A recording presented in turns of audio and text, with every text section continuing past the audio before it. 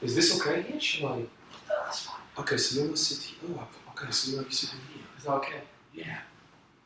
It's just this is so different. You know, does it look okay? Yeah, it's okay. Oh, you're the person, like, you're the guy. Yeah, looks fine. What can I drink some water? Is that my water or yours? Oh yeah, because you're sitting here. I'm gonna get you a glass as Yours well. is, I'll get you a glass as well. Oh, yes, please. Oh, Because I didn't know you're gonna be. Somehow I didn't realize you're gonna be visible.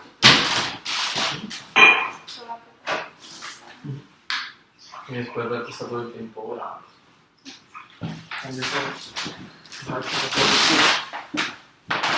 Vado, vieni tu questo per non suonare. Shall we do this? Shall we do the ground maybe? Because yeah, you don't want to cause a mess in here. Okay, excited now. Oh. Smart. It's recording. So come on, you are in charge of making sure that I look good, okay? At all time. And my hair is good. I don't think you have a lot of like work to do. I think you're good. Like you never know, something might change over in half an hour, I don't know. Like I had this one because I'm sitting like down in the shop. There's this one episode and I was so hungry with that. Because you could see just yeah, it's true. It happens to me as well sometimes. It's the only fucking job of yours is to make sure you look good. That's what I'm paying you for. And I'm like whole episode like this. Like all my shirts are too small right now. You're gonna hate man, that's why. I like the shit. I know the struggle. I know the struggle. You know, that's one of those things that athletes have to deal with, right? On a daily basis. Bodybuilders. No, but I used to like do a lot of leg, but I never did a lot of chest, and now I'm doing a lot more chest, and it's like they're getting smaller and more, and balance like this. I like when you look like this. Well, not yet there, but let me record everything as well here. I think we're ready there. That's the only thing that I need to put in my pocket because it's gonna be a present, but you can't see it. Can't see it. Ooh. I'm not looking, don't worry, I'm not looking. I hope it's not a pack of condoms. I don't think you need that. So everything is recording now, or? I don't see anything. Yes. From Spain. Alexandro or Alejandro? Alejandro. And Michael Serwa. Serwa. Serwa. Serwa. Serwa. No. Serwa. Serwa. Serwa in Polish. Polish would say Serwa, but Serwa is Yeah, in that's- Polish. That's working as well? Yeah. Okay, hello. Welcome to the Happy World Talks. Today we're interviewing the amazing Michael Serwa. He is a high-end coach. He's also one of the coaches that says he has no bullshit approach of anything. So, but first of all, before we go to that no bullshit approach signature, I would like to know, because this is a happy world, we need to know what makes you happy. That is the key for us. There are many aspects to happiness. It's not just one thing, but what I find I get the most happiness from is my work. So you can be in a very happy relationship. I'm fortunate enough to be in a happy relationship as well, but if I was to spend 40, 50 hours a week doing something I don't like, I wouldn't be a happy bunny, right? So I think the most important thing as far as happiness is concerned, it's not so much about the money, because there was a study that showed that the happiness level is only influenced by money up to $80,000 or pounds a year. So once we reach 80,000, when we go beyond that, the happiness level doesn't change anymore. We think that it does before we make this 80k or more than that. We assume that surely if I make double the amount of money I make now, I'll be happy, but it doesn't work like that. So it's not about money. It's about sense of fulfillment. It's about not feeling like your work is work. Mm-hmm. Yeah, and I don't. Ever since I became a coach, which was 5 years ago, I haven't felt like I've worked for a single day. So I wake up at 10 o'clock every day. Don't take any morning appointments. When people want to meet me at 8, I'm like, you cannot, because I'm still asleep. That's 2 hours before I wake up. So that's gonna be tricky. So that's why you said that to come before that? No, my website says I work from 11:30. So I need an hour to pick myself up. I like that. I always say to people, I'm not a morning person, so don't ask me for any favors before 11 o'clock because the answer is no. And do you Automatic answer. Because it's like, I need an hour to pick myself up to wake up, And do you stay until late as well? Yeah. So you're more like a night person? Yes, yeah. Like, for example, my book, I've written my whole book between 10 p.m. and midnight. Wow. Or like over 20 days, so 2 hours. My brain works really well at night, and I'm just not a morning person, which is important because guys might feel, especially those of you that are hustlers, entrepreneurs, like, oh, you gotta wake up at 5 o'clock. If you don't wake up at 5 or 6, you're a pussy or lazy. And it's like, no, how come you're a successful entrepreneur and you wake up at that? I'm like, yeah, I am an entrepreneur, I choose my hours. What's the point of being an entrepreneur if you have to stick to something you don't want to stick to? It's like when you work in a bank, you have to wake up at 5, 6 because you have a boss and that's the rules. But if you work for yourself, you have this freedom. So coming back to your question, what comes with this fulfillment,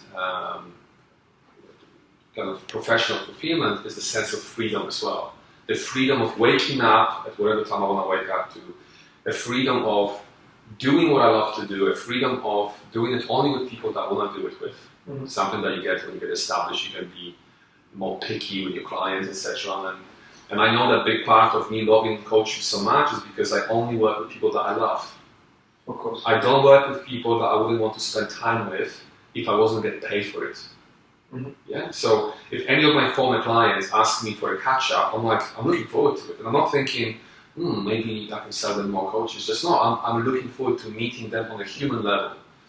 So only the people I'm happy to spend time with are the people I work with right now, and that's what makes what I do very enjoyable for me.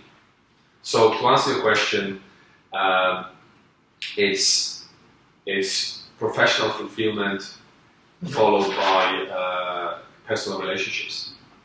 So the level of connectedness we have with people, whether it's a romantic partner or friends in our life, or in my case, is the relationships I build with my clients. So we asked yesterday in the night with Nerea a question to the audience, to the public, and there was a lady that was asking about struggles and how to overcome those struggles, or you ever face a struggle and how you overcome that. So what you say is you actually wanted to spend time with people is the thing that has solved all your problems?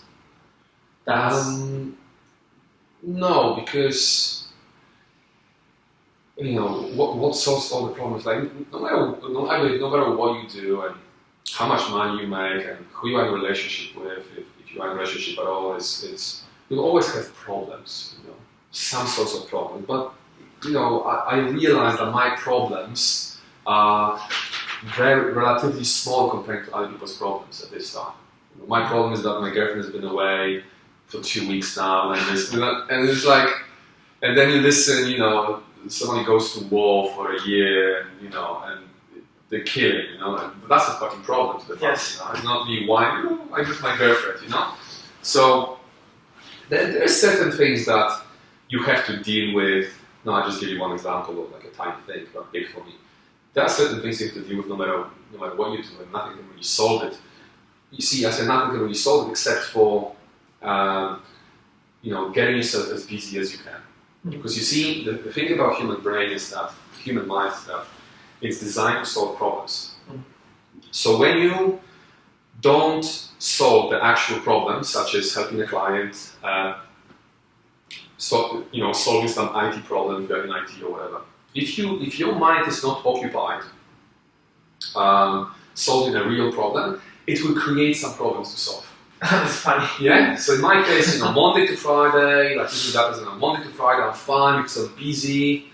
I have some crazy people from Spain interviewing me, and I have a bunch of clients. And then Sunday comes in, and oh shit, nobody needs anything from me. My clients are not talking to me on Sunday because they want to respect my Sunday, even though I work 7 days a week. And then it's like, no real problems to solve. And I start to be like, oh, what is my girlfriend doing in between? It's like, shit, okay, why she's not texting me immediately? It's like, and I know it's ridiculous, but that's what happens when we don't keep ourselves busy enough. So, you know, there will be different reasons behind depression, and I appreciate that. But you know, there's definitely a difference between a clinical depression, where there is lack of something in your body that can be artificially modified or replenished. That's and I know depression exists, but very often people feel a bit low, a bit sad, and they say depressed, but that's their lifestyle depression. It's not a clinical depression; it's a lifestyle depression. So, and that the often cause of that is just the fact that they're not busy enough. Because I know, and I'm a life coach. I understand this stuff. I've been to personal development for 10 years, whatever. I have great things in my life. But if every day was like Sunday for me, I'll be fucking depressed. Because it's just, you have to solve problems. It can be anything. You can go and do some voluntary work. You can help your auntie to move the house. You can do the garden, but that's solving problem. Mm-hmm. The worst thing you can do is just be bored, because when all of you listening to that, you might recall moments in your life when you're bored and what that can lead to. How you can find yourself feeling like insecure, anxious, thinking too much, over-analyzing. Just don't do it. So keep yourself busy, guys. Just do something, read the book, go to the event, meet other people, socialize, find the real problems to solve. And is that part of like the no bullshit approach signature that you're having? Is that keep busy and do stuff? I wouldn't go as far as that. But when I say no bullshit, what does it mean is that I'm often the only person in my clients' lives who has the balls, the guts to tell them the truth. Mm-hmm. Yeah. So to tell them that they are fooling themselves, or to tell them that they are lying to themselves. I'm also often the only person who can see the things. Mm-hmm. And I appreciate other people can see those things as well, but especially when you work with a successful CEO, he has very little or very few, if not zero people in their life who can tell them what they see when they sell themselves short, because everyone is dependent on them one way or another, because they're either his employees or his family members, and the leaders like that often family providers most of the time. So who's going to tell them? And we all need people who can tell us, who can tell, hey, listen, I think you're fucking just being lazy. You're telling me about how the fact that your mother didn't hug you enough is the reason for you not doing anything, but actually probably it's just because you're lazy. You're trying to justify it. So I'm not saying I always get it right, but there's this willingness to challenge my clients, which is not for everybody. I state clearly on my website that I don't work with overly sensitive people or teenagers, and my coaching is PG-18. You have the movies PG-12, 15, 18, so my coaching is PG-18. And for my clients it works perfectly, and for the rest, okay. The other coaches to look after them, with a more kind of maybe softer approach and kind of hand-holding. Maybe feeling sorry for them. I don't feel sorry for anyone, especially myself, starting with myself. So, I like to say things how they are. Mm-hmm. I don't mind to have an argument with a client. I don't mind to shout at a client, which is very rare, because I don't get enough reasons, unfortunately. You kind of show that, I want to shout. Yeah. My clients appreciate that. They want it. So I want it for my coaches as well. Uh-huh. My coaches are not pussycats. They're not afraid to challenge me or disagree with me. That's what I pay them for, not to agree with me. I know what I'm thinking already, a fresh perspective. So do you think coaches should have qualifications, this diploma, to say, you qualify from this place? And if they do, then do you ever feel less off because you don't have qualifications, and maybe another person that has the same experience as you, and plus it has a qualification? Would you say, you're better than me, or I'm different? What would be your approach on that? Right, I would tell you an industry secret. Okay. Industry secret that would piss everybody off who has qualification. Not everybody off. It won't piss the right people off, One of the things all successful coaches have in common, all successful coaches I'm aware of, or I know, on the planet. So successful means six-figure, seven-figure businesses, including myself. None of us get qualifications. Mhm. None of us will even think for a second to use the word certified life coach. It's, when I see a coach using certified in the way they describe themselves, like the instant message I get from that is that they are broke, they're struggling. Because the certified doesn't mean anything for a prospective client. And I prove that to you by telling you that last year, so in 2015, I had 173 people that I met for initial consultations. Mm-hmm. Guess how many asked me? That doesn't say anything on my website. It doesn't say I have qualification, doesn't say I don't have qualification. Mm-hmm. Ask me how many, guess how many out of 173 people asked me if I have coaching qualifications? 0. So that's how interested people, and at the end of the day, are we doing it for ourselves or are we doing it for other people? So if you're a coach and you feel like you need a qualification, do it. Absolutely. Mm-hmm. It's like there's no harm in it, especially if you do it at a great school, and the best school in London is called Animas, probably the best, arguably the best in the UK. And Nick Bolton, the founder, is a good friend of mine he's actually currently planning the international expansion as well. So he's a fantastic guy, he has a fantastic team, and I love what they do.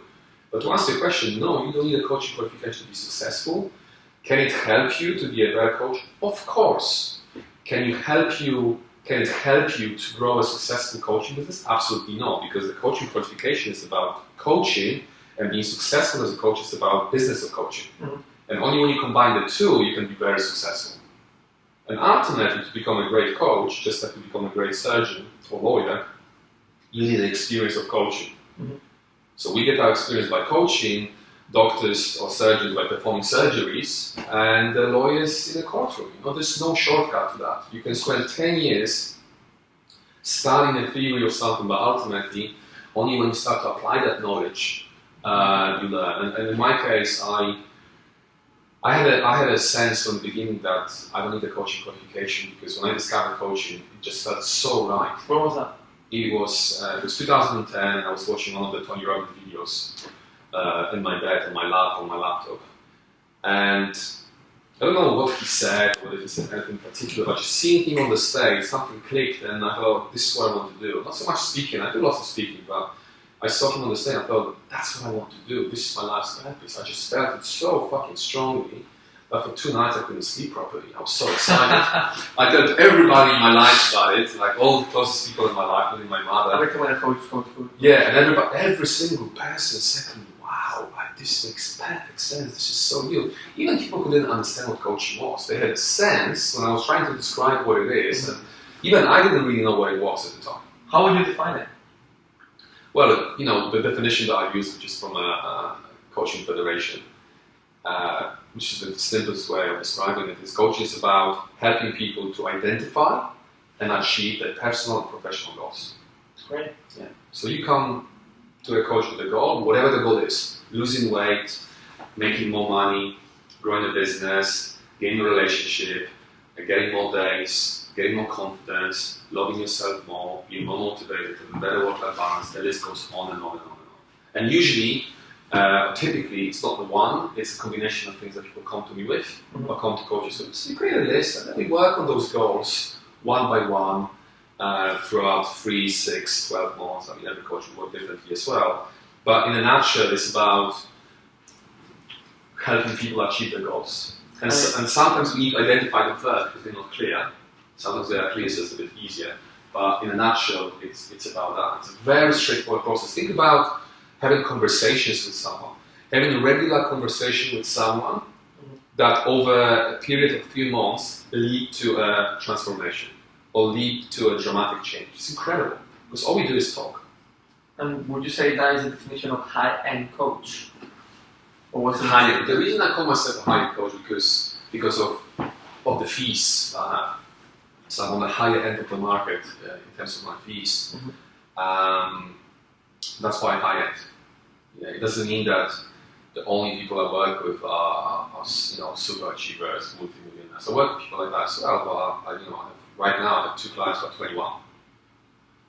And they work with me, they found a way to work with me. I made it possible for them as well. So like we found a way, and they're high achievers in terms of the mindset. They have a great attitude, but they're 21, so they didn't have time on the fucking planet Earth to make the money, or if it's not about money, to make the kind of success that they want. But they have this winner attitude. They have this hungry, driven, ambitious attitude, which is what I'm looking for ultimately in my clients. It's not about, they all have to be financially successful, they all have to be male, in their 40s, 50s, whatever, entrepreneurs. Like, I don't care what shape and form, what nationality, skin color, or income level, is the attitude I'm looking for. Of course. And what would you say is the thing, because I think we've seen a progress in you as a person, as a coach as well.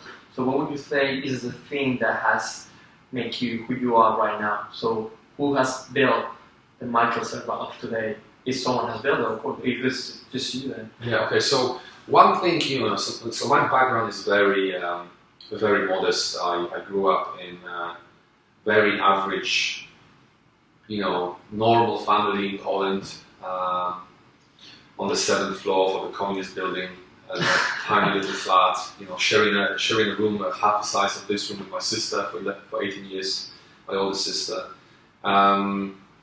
Quit school at 17, never got back, doing a few things for 5 years, trying to make ends meet, and then ultimately coming to London at 22 and starting from nothing without any money.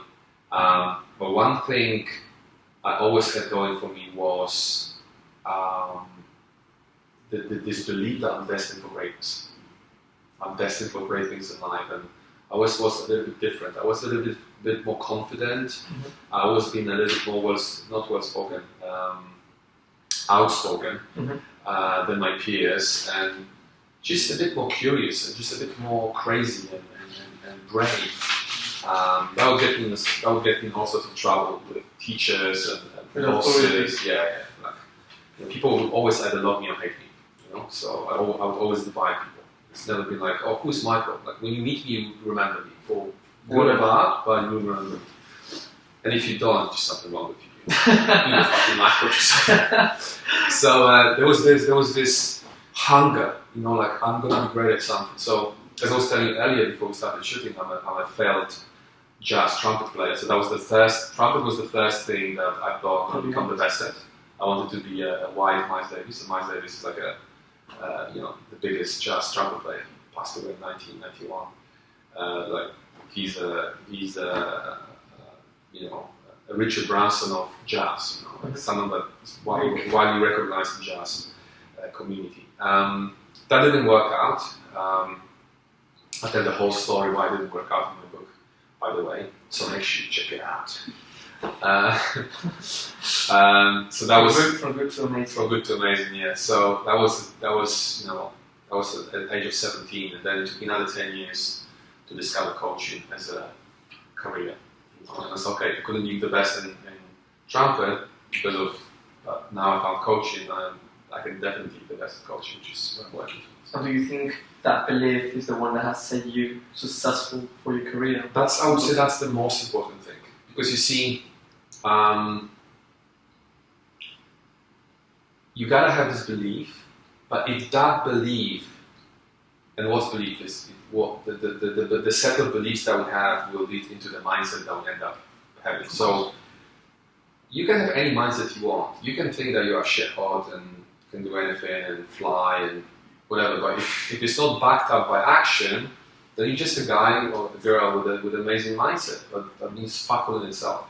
Of course. But when you combine that mindset with a lot of hard work, and those of you kind of hoping that I say, hey, you gotta work smart for our work week, it doesn't work like that.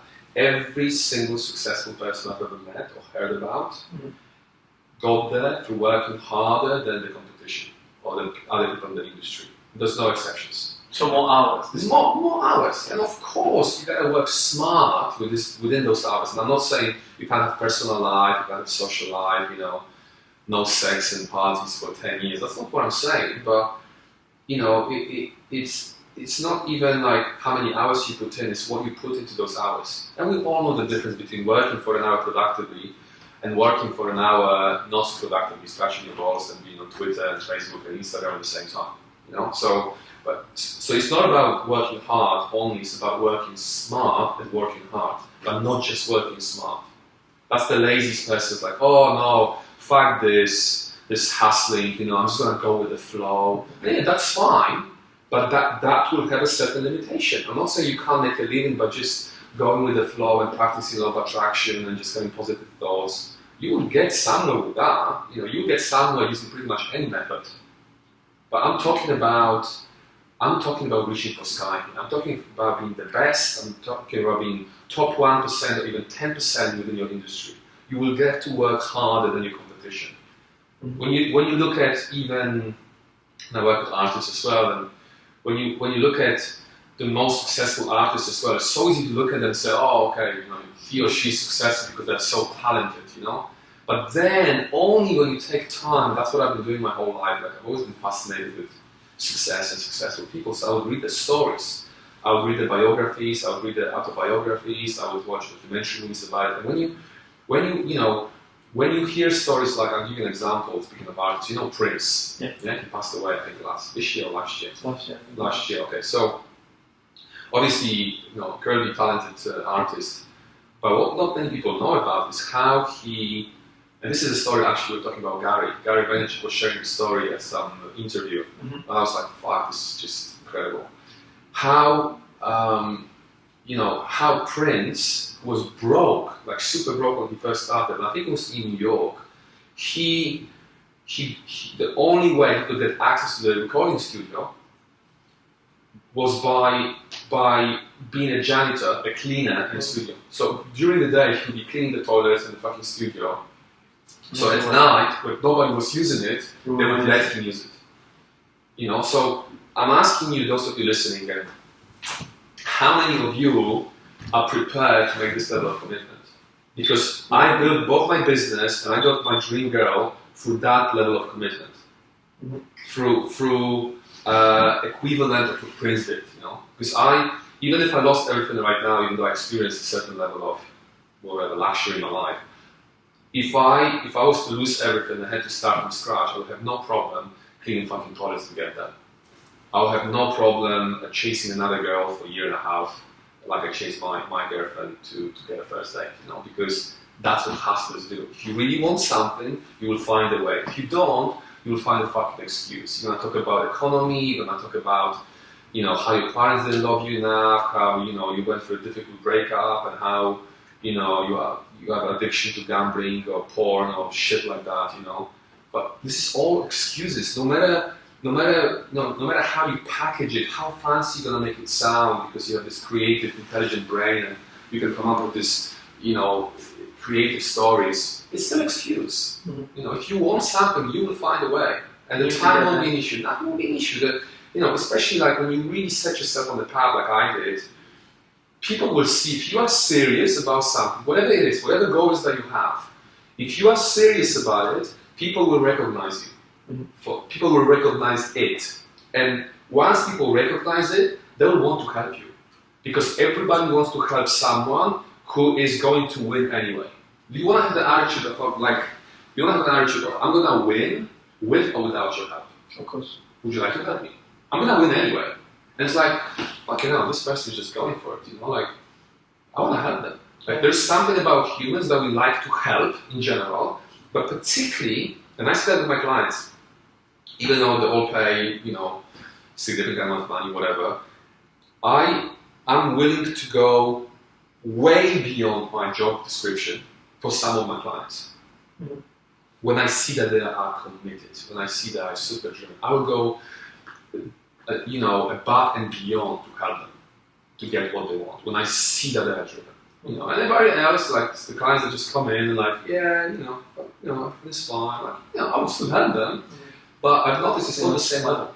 Yeah, so it's people are there to help you. I'm not just saying coaches that need to pay money to, like people in general. Like every time I ask something on my Facebook, I'm like overwhelmed with the response that I get from people who I don't even know sometimes. I'm like, wow, what makes them, it's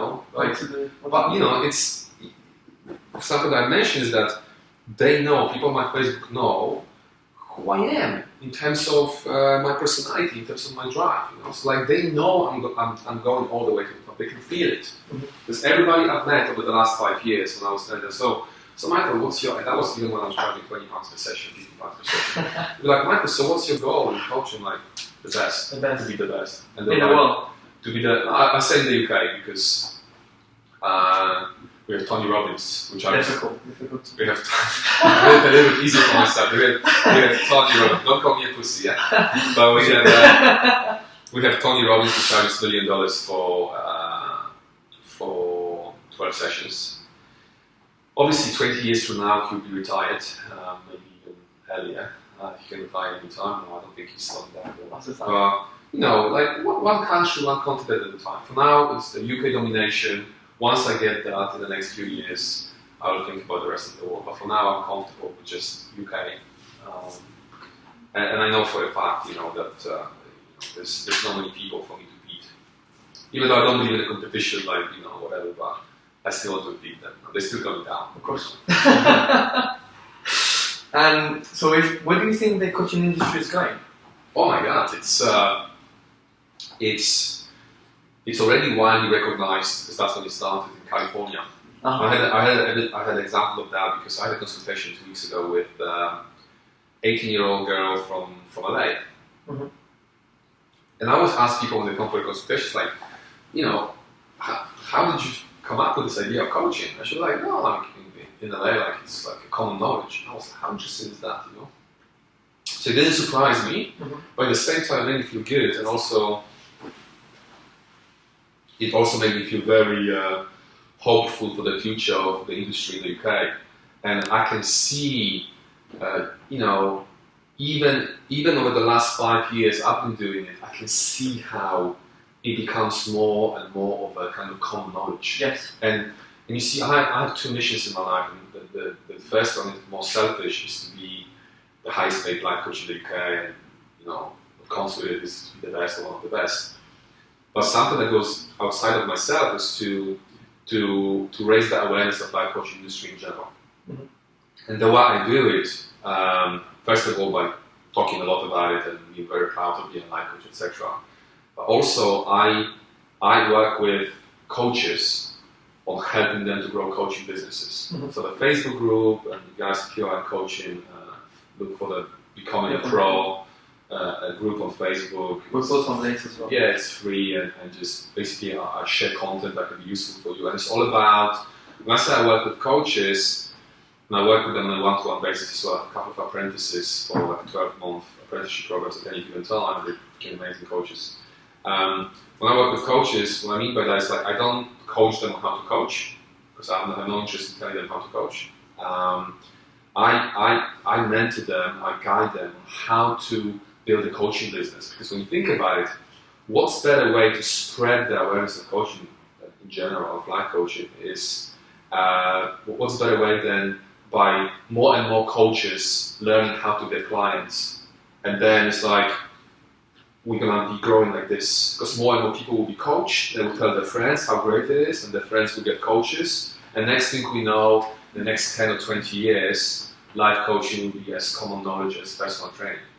Nobody goes like, oh, personal training, what does it mean? This is common knowledge. And I know, being in coaching for all these years, that there's really no difference between personal training in the gym and life coaching outside of the gym. It's like what we do is a personal training for the whole life in general, But there's nothing weird about it. There's some weird fucking coaches out there, yeah? There are coaches that people meet and go, that's not my coach. Oh shit, like they need coaching themselves. So that's one thing that's not helping the industry, and that's why you see many coaches replacing the life coaching title with whatever, performance coach, women empowerment coach, because they don't association with the life coach with a stigma attached to it. But what I'm saying is we need to do the opposite. Mm-hmm. So all the normal coaches out there listening, we need to do the opposite. We need to embrace the life coaching and being a life coach, so we can change, so we can reframe that reputation that we get sometimes by a bunch of random people calling themselves life coaches who don't have any clients and don't have any life to begin with. So I'm proud to be a life coach. And I always say I'm a life coach. I don't use any fancy terms. And the people I coach, they call themselves life coaches as well. And there are some of the most amazing people I know. And do you think that's your mission as a life coach, to get expanded? Yes, to raise the awareness of the industry. Yeah. So that's kind of my life's mission. And that's the difficult part, because the being the best in the UK, it's a given. You know? It's like it already happened in my head. It's going to happen automatically. It's just a matter of time. So I have absolutely no concerns about that. The other one is more challenging. You know? The other one will require more work from my side. But hey, I'm here. You know, working hard, still breathing. You know, doing just fine, and having my green smoothies in the morning. You know, so yeah. Where does the why comes from? Comes from like you wanted to get recognized, or you wanted maybe coming from a poor background to have everything, or what's your why? Yeah, it's a good question. And a difficult one at the same time, because it's not 100% clear to me. Okay, no, it's probably a combination of the things that you said, and God knows what else. You know, definitely, you know, everybody who knows me knows it. It's not a secret. I like the attention. I like to be the center of attention. I like recognition. I like the power, the influence, the freedom that comes with money. I love fine things in life, and I want my girlfriend, you know, who knows, might become my wife. You know, we'll see. So I've been together for 4 months. Like, I wanted only 4 months. 4 months, yeah. Okay. We've known each other for longer, but like together for 4 months. Like, I wanted to have everything, and you know, if we have a family, I wanted to have everything as well. And I don't need a collection of cars and watches. That's not kind of where but like, I want to be very comfortable, not just myself, but my immediate family once I have it, and also my parents in Poland. You know, who I've been supporting. I'm fortunate to be able to support for a number of years now. You know, to make sure they have a great life in Poland, which wouldn't be the case if they just get the pensions. You know, because they got pensions. You know, of course, they're quite shit. Over there, so you know, it's that, and you know, and being the guy in the industry, like, I wanted to be a trumpet player, I couldn't, and it's just there's something in me that wants to be the best. Like, if I'm doing something, I might as well to be the best at it. Do you think failing a bit from what's it called, Trumpet, yeah. You've been a fail in that, you think has helped you to say, I'm not giving up on this, and I'm gonna set my goals high, and I'm gonna go for that? No, because it was interesting, because even though I was 17 at the time, and I haven't done personal development yet, I didn't know what it was. I was devastated when I found out I couldn't play it. I mean, I could play it still, but like, when I found out I couldn't be the best at it, like I couldn't reach. How was that? Like, I was in music school, and they sacked me because it was a final exam, and I was struggling to play. When things were getting more and more complicated in music school, so I was like, doing trumpet in music school. I realized I couldn't play the very high pitch notes, like the highest pitch notes. Yeah. And I thought, shit, there's something not right with the way my muscles are built here, the lips, etc. And the trumpet is a very physical instrument. It's actually, it's been said, it's the hardest instrument to play. Wow. Of all instruments. It looks very simple because you have these 3 ventils, but actually you play 8 different sounds just using your lips, and then you use the ventils to play the sounds in between those 8 sounds. Wow. So from the lowest to the highest, you just do it by changing the shape or the exactly. So I was fine on the bottom part, but I was struggling on the high pitch notes. So I had a final exam, I failed it. They sacked me from the school. I was crying in the toilet, I remember, in school. And then I went to, cut the long story short, I went to see the best trumpet player alive, who was in Poland, in Warsaw, a guy called Tomasz Stanko. And I said to myself, if he's going to tell me there is a way, I'm going to keep pursuing it. If he tells me there is no hope, I can never be the best, then I will never touch a trumpet again, basically. So I found him, I went there, I stood in front of him, I played, he told me forget it, I forgot it. And I made a point of internalizing it in a way that it will affect the rest of my life. So, you know what, it just wasn't meant to be. I always had this belief, this idea in my head that no matter what happens to you, what shit happens to you, there's a reason why it happens. And as Steve Jobs said, we can only judge the experience from the future. So something happens to you today, you're like, You can't judge it. why? You know, why have I lost this partner? Why have I lost this business? I don't understand. Why? You know, and of course, before like, you know, I got that, like when I was in front of him, I was like, this is not fair, you know, like I don't want to do anything else. Because he was like, oh, you could play piano or drums. I'm like, you know, like, I just want to play trumpet.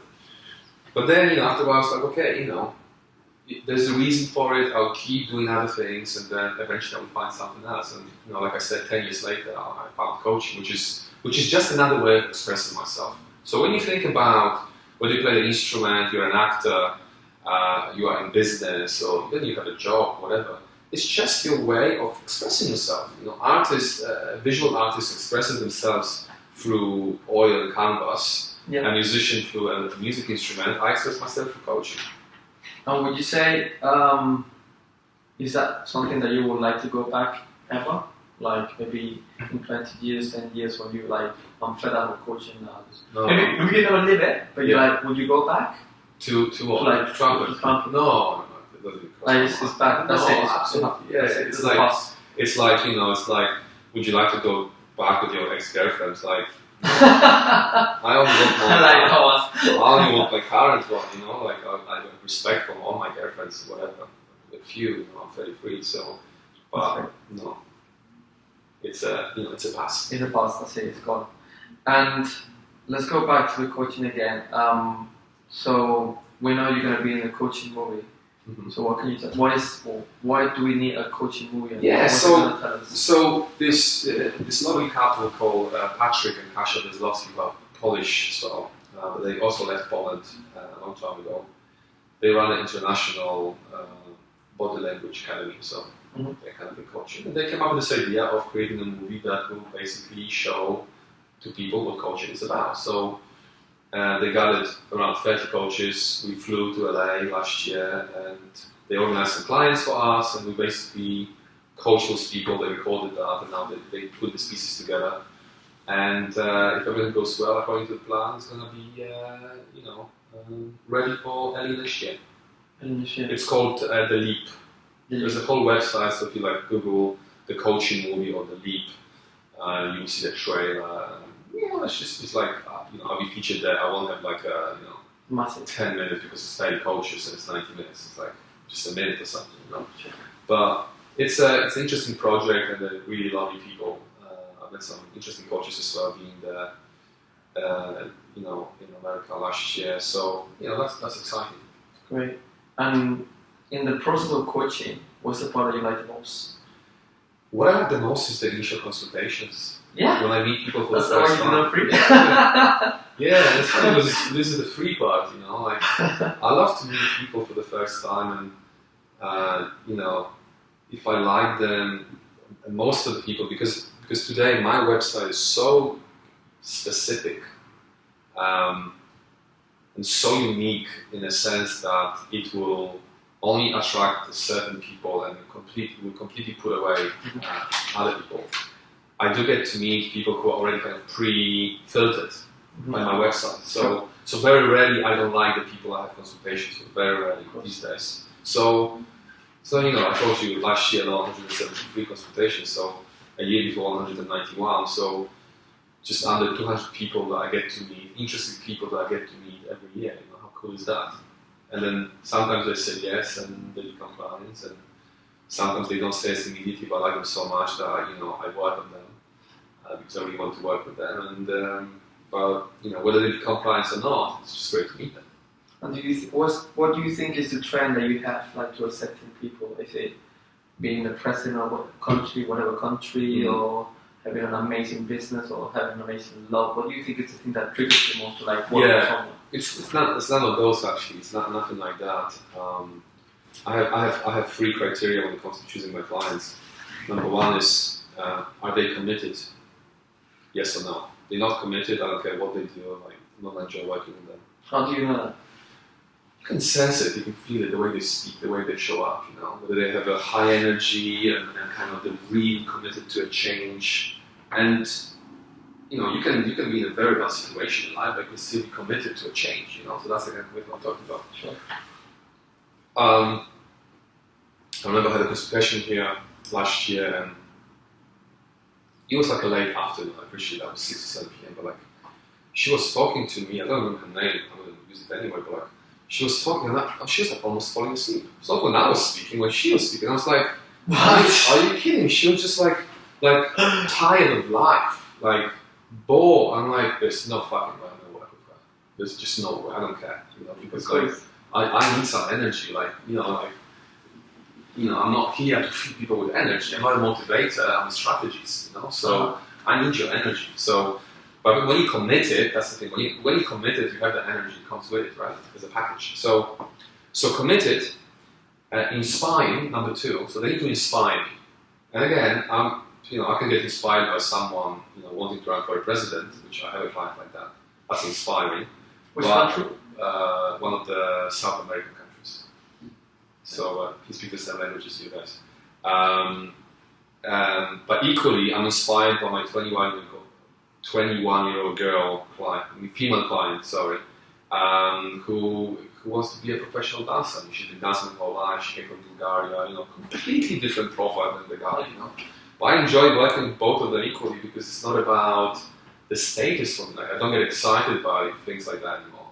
It's kind of nice because it makes you feel good that somebody like that wants to talk to you and pay you a lot for that. Mm-hmm. But, at the end of the day, we're all the same, we're all human beings, So it's that person can inspire me, presidential candidate, because of that, and also the kind of person, even before that, the kind of person that he is, how he is with people in general, how generous he is, and etc. And on the other side, someone like her, so they inspire me with their own individual story. So that's number 2, and number 3 is they need to be fun. Because I'm never serious. If I make a joke and they look at me like that, that's not gonna work. Because I don't edit myself. This is who I am, and I have my specific humor, and I can be inappropriate, politically incorrect. And I swear a lot, so. But who said what's right? I mean, Gary Winter was speaking about that. Like, who says swearing is not good? Like, swearing is not formal. Swearing is not hard. Who says those things? Yeah. Maybe you more the society. Yeah. Apparently, I have a problem trusting people who don't swear, because I believe that after dating the people I've dated and working with people I've worked with, even the nicest people, sometimes they just want to. It's like something inside that. I'm like, so every time you want to express yourself but you don't, you're just not being real. True. Even my mother, who is like an angel, sometimes she swears. Not in front of other people, but so even if my mother swears, then everybody swears. So the difference is not who swears and who doesn't swear, the difference is who swears openly and who only swears internally, right? Internally. So I connect faster with people who just, drop occasional type of shit. And it's like, okay, we are the same spot. Yeah. And of course, I don't expect a woman to swear like a man, because, it's like, it's not ladylike. But at least for her not to get offended when I say fuck this, fuck that. It's like I don't get along with people like that. Sure. So we want to get a bit more personal. So we want to ask you, we're going to say 2 questions about my sex life. Well, we're not quite Come on, bring it up. If that makes you happy, we will do it. Whatever. So the first thing is you have such a great and unique haircut. So who cuts your hair? Who cuts my hair? Yes. A Polish girl called Dorota.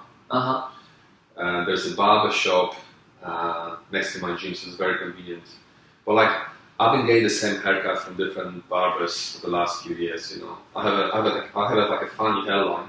Yes. Today I'm very defined. Yeah, so there's not much I can do with my hair. I can't leave them like your hair, So. Oh, I think it's crazy. Yeah. So this is the sorry guys, but this is the best I can do. And I've tried with hairstylists for all the way from £20 to £100, and it's like no, they just don't have enough to work with. It doesn't matter how talented they are.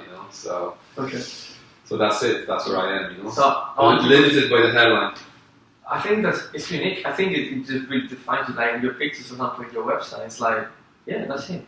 And any Facebook, whatever, it's like, yeah, as you, and it really is unique. So that's a great thing. So we've seen a little Pokemon Go thing going on here, not in with you, but like in the world.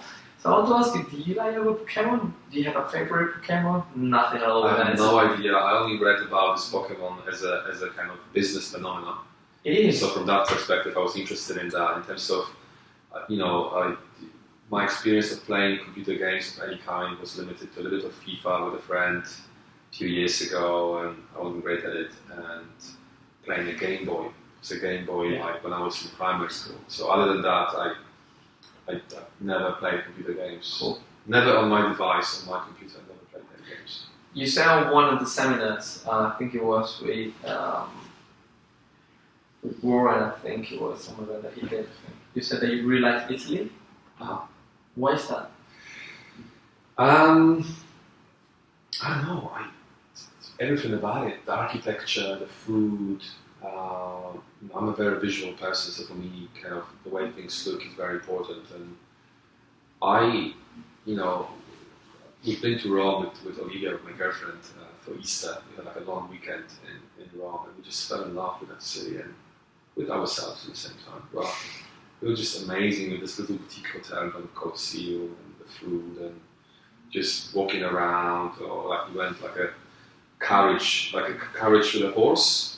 Oh, that's nice. We had like a little ride, so Like your queen and the that's when I sealed the deal with her, by the way. Oh, there you go. Yeah, that was the highest thing. We went at 18 and we came back being together, so that was.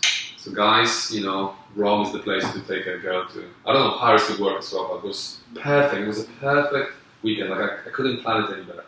Yeah. So, and there's just something about Italy that I feel attracted to. And what was I going to say?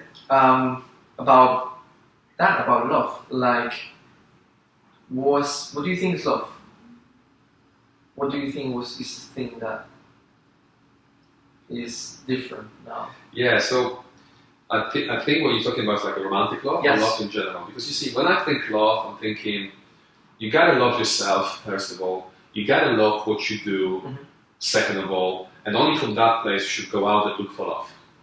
Yeah, that's my take on it, because why am I emphasizing that? Because if you don't love yourself, you have no chance of forming a happy relationship. You have no chance. You cannot love the other person the way you should love somebody if you don't love yourself first. It's going to be a disastrous relationship if you don't love yourself. So you need to start with yourself. You need to make relationship with yourself the number one relationship in your life. And I've done it, everybody knows how much I love myself. I say it openly, I fucking love myself. And because I love myself so much, then you can because I accept myself so much with my funny haircut, with my accent, whatever. with all the good and bad, it's very easy for me to love other people. So if my girlfriend comes, if she came to my life, I didn't need her to validate me. I didn't need her to approve me. I didn't need her to make me feel good. I didn't need her. I can just focus on, not saying I'm perfect, but I can just focus on loving her and treating her like a princess.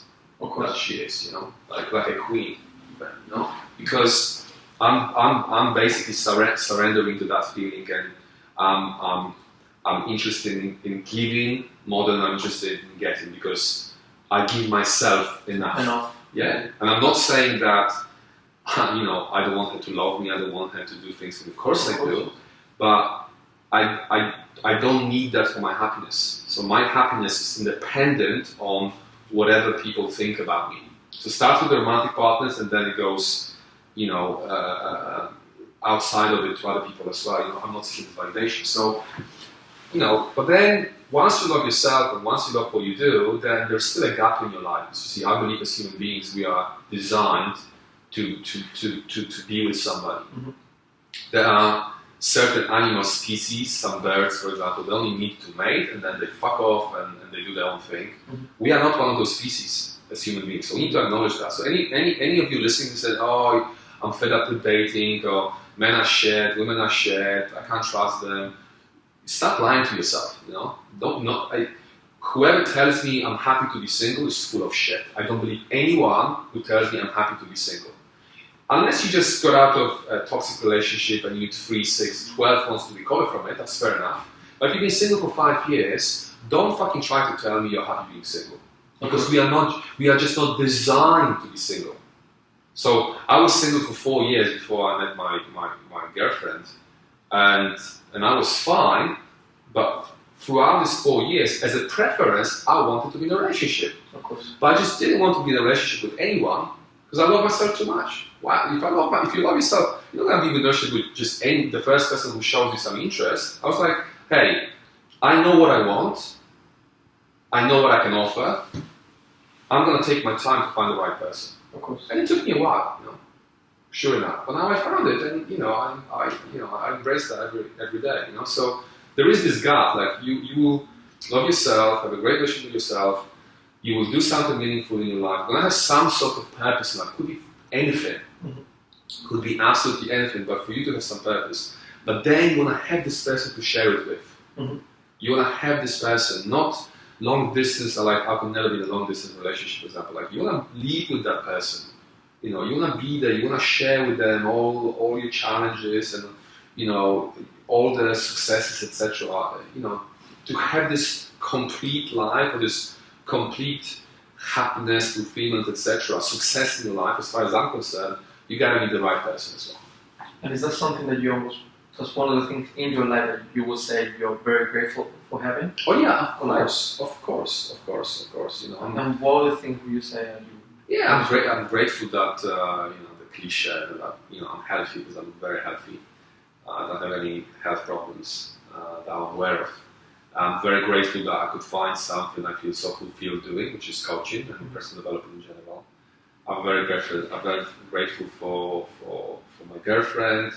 I'm very grateful for people in my life in general, my clients, of course, my friends, and for my associate, my accountant, my video guy. There's some good people, there's some really, really good people, talented, but also, it's the same for my clients. They're talented, but they also have big hearts. So I get to spend time with those people, and I'm very grateful for that. I'm grateful that I can live in the best city on the planet, and not only in the best city on the planet, but also right at the center of it. So I can overlook this beautiful city, and I love it. I love the air conditioners at night. I love the pollution. I freak out when I go to nature for more than 24 hours. I'm like, I miss the air. I can't fall asleep when I don't hear it. I love being in central London. That's why I'm here. Does London inspire you to become that great person that you want to become? No, I always been that person. Like ever since I was a teenager, I sensed that. But London attracted me because I thought, what's better place to make that dream reality than this city? With this energy, with the mixture of cultures and the influences from different parts of the world. I figured that if I become the best at something in London, I'm automatically one of the best in the world. Whereas if you become the best at something in Poland, you're typically just the best at something in Poland. So there's like a reach to the global market, and when you think about it, lots of cities like London or New York, they attract the best talent from all over the world. Okay. Like if you want to be a shit-hot fashion photographer, you're not going to try to do it in Manchester. No offense to anybody in Manchester. You're not going to try to do it in Poland. If you're really keen on ambitious, you're going to come to London and compete with the big boys. Of course. Yeah, because becoming the best life coach or the best fashion photographer in Manchester, it's a different league. Just like you have a Premier League and you have other like some local teams, not teams, local leagues, right? Like if you're serious about football, you're gonna be thinking about La Liga or Premier League or something like that. So Culture. for me, there's no difference between being a footballer or life coach or photographer. It's like you choose which league you're gonna play. I'm not saying everybody should aiming for gold and not anyone can. Yeah, and not anyone can, not because of the lack of talent necessarily, but because of the lack of drive.